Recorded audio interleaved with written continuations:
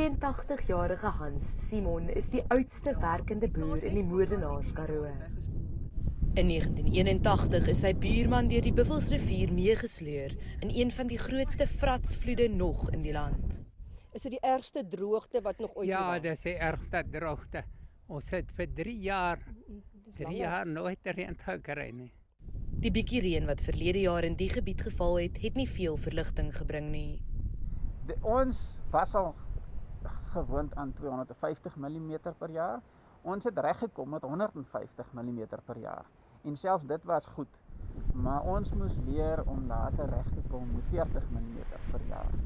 En laas jaar het ons 67 mm gehad.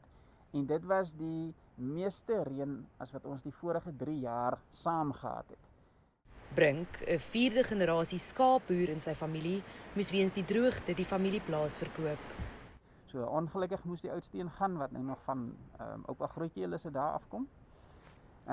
Was nie 'n maklike besluit nie. Nee, Alles nee. met sentiment probeer vashou, maar Dit is moeilik. Jy ekonomiese besluit neem. Daai foto's wat jy neem, weet jy die laaste goed laai en die laaste goed wegry en dit is nog steeds vaal en swart om jou.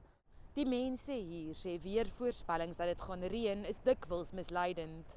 Swaar reënwolke soos die waai die meeste van die tyd oor en bring die reën na ander streke. Die teleurstelling is genoeg om jou moed te breek. Laas jaar was 'n tawwe jaar. Laas jaar ek dink die tafste jaar, begin van laas Ja, jaar. Desember was pas Ja. swart. Die inwoners van die Moordenaars-Karoo weet egter ook dat hoop verskeie forme kan aanneem. Ons is so dankbaar vir die boere wat vir ons gehelp het van watter kante af ook al, die regering met droogtehulp, almal betrokke daarbey. So baie familie en vriende wat hulle harte en hulle hande vir ons oopgemaak het, skenkings van mense wat ons nie ken nie. So ja, dit het ons staande gehou. Die hoeveelheid hulp wat jy kry in klein maat selfs, bring jou net daai bietjie verder. Jy dink nie wat gaan ek volgende week doen nie. Jy gaan maar daar, jy moet eers daar uitkom, dan gaan jy sien. Nadine Tron, E-nuus, Laingsburg in die Wes-Kaap.